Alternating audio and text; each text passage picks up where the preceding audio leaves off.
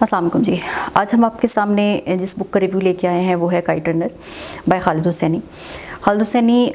के बारे में जो लोग किताबें पढ़ने का शौक़ रखते हैं they all know about him कि he is Afghan base writer और जो कि अमेरिका में सेटल्ड है नाउ।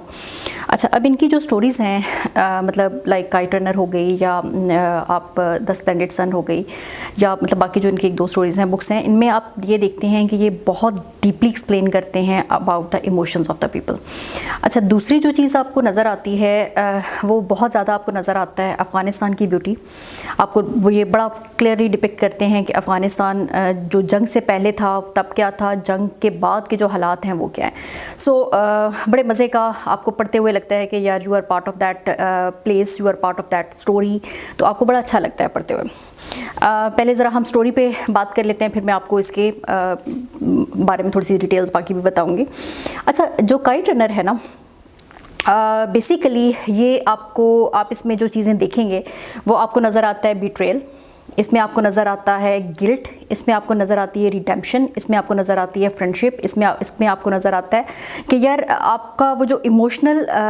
डिके है वो कैसे होता है। अच्छा, इसमें दो लड़कों की फ्रेंडशिप पे ज़्यादा डिस्कशन है, वहीं से एक स्टोरी शुरू होती है जहाँ पर दो लड़के हैं। One of them is Aamir जो कि एक वेल्थी फैमिली से होता है, अमीर होता है, एक वेल सेटल्ड फैमिली का लड़का होता है। अच्छा, दूसरी तरफ एक और लड़का होता है जो कि आमिर के उस लड़के के फादर होते हैं, वो आमिर के फादर के पास काम करते हैं, यानी he is servant of Aamir father. उस लड़के का नाम जो होता है वो हसन होता है। अच्छा, अब होता ये है कि ये ना बड़ी अच्छी इनकी दोस्ती होती है, इस सारे सोशल बैकग्राउंड, इस सोशल जो इन डिफरेंसेस के बावजूद ये बड़े अच्छे दोस्त होते हैं एक दूसरे के। स्पेशली हसन जो है वो बहुत ज़्यादा एडमायर करता है आमिर को, उसके बड़े क्लोज होता है, उसके बड़ा ख्याल रखता है, बड़ा केयरिंग होता है about his friendship with Aamir. अच्छा, हसन का एक प्रॉब्लम ये भी होता है, आमिर का एक प्रॉब्लम ये भी होता है कि आमिर जो है उसे ना एक एक्सेप्टेंस चाहिए होती है हर चीज़ में अपने फादर की। In most of the cases जिस तरीके से बच्चों में ये वाले इश्यूज़ हमें नज़र आते हैं या हम ये फील करते हैं कि यार हमें ना एक ये चाहिए होता है कि यार हमें कोई एक्सेप्ट करे कि हाँ मैं ठीक कर रहा हूँ, तो आमिर जो है उसके अंदर कहीं ना कहीं आपको ये वाला इशू नज़र आता है। चलती रहती है स्टोरी, देवर गुड फ्रेंड्स, चीज़ें चलती रहती हैं। विद पैसेज ऑफ टाइम होता ये है कि जब ये दोनों बड़े हो जाते हैं, जब ये ये स्टोरी स्पैन करती है 30 ईयर्स पे। ये एक बड़ी इंपॉर्टेंट बात है कि ये स्टार्ट होती है 1970 से और ये तकरीबन 30 ईयर्स के स्पैन को इस पूरी स्टोरी में कवर किया गया। सो होता ये है कि जब वो बड़े हो जाते हैं, इसमें ना आमिर हमेशा जो काम करता है वो कर रहा होता है जिससे उसके बाबा खुश हो जाते हैं, जिससे उसे जो उसका हर काम करने का एक मकसद ये होता है कि यार उसके फादर उससे हैप्पी हो। अच्छा, अब ये चलते चलते स्टोरी एक ऐसी जगह पे आती है जहाँ पर ना एक कंपटीशन होता है इनमें, पतंग उड़ाने का कंपटीशन। अच्छा, वो जो पतंग उड़ाने का कंपटीशन होता है उसमें क्या होता है कि आमिर जो है वो विन कर जाता है, वो विन करता है। और इसका एक जो रूल होता है या वो एक ये होता है कि जब आप विन करते हैं तो जो लास्ट काइट आपने काटी होती है ना, वो जो पतंग उड़ाते हुए आपने पतंग काटी होती है, वो पतंग आप लेके आते हैं, वो कटी हुई पतंग आप लेके आते हैं एज अ विक्ट्री। हसन क्या करता है, जो आमिर ने काइट काटी होती है वो लेने जाता है, वो भागता है, वो जाता है, वो लेने के लिए जा रहा होता है। और इस सारे दरमियान में जब वो वहाँ पर पहुँचता है तो वहाँ पर कुछ लोग होते हैं जो उसे बुली करते हैं, जो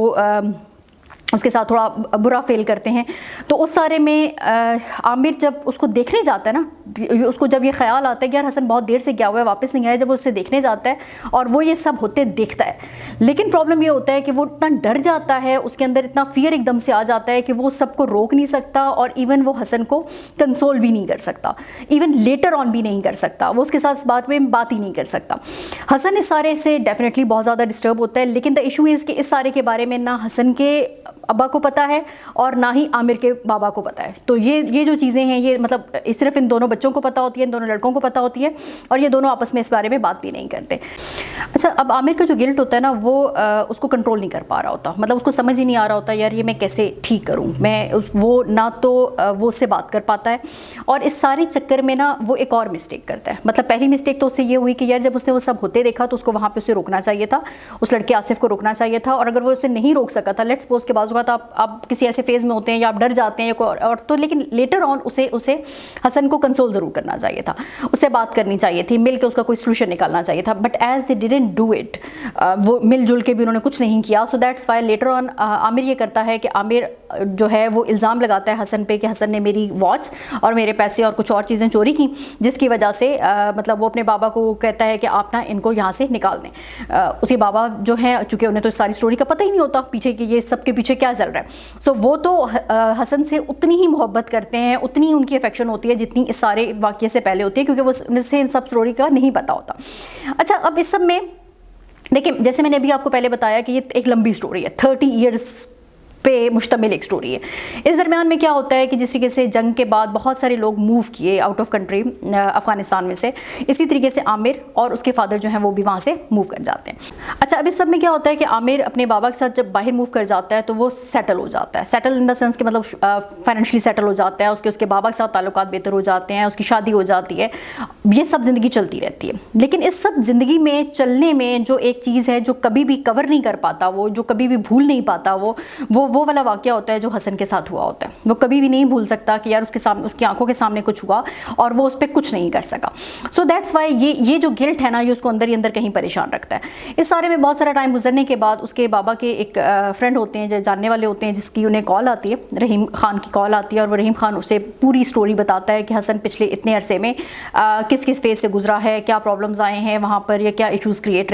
हुए वहाँ पे। सो वो से सारी बात बताता है, और इस सारे में आमिर को ये लगता है कि यार दिस इज़ अ चांस कि अगर मैं वापस जाता हूँ और मैं हसन को इस सब में हेल्प करता हूँ या उसकी फैमिली को इस सब में हेल्प करता हूँ, तो शायद वो जो मेरा गिल्ट है, शायद वो जो मेरे अंदर की परेशानी है, शायद जो मेरे जो अंदर की बेसुकूनी है, इस बेसुकूनी को कुछ ना कुछ काबू किया जा सकता है।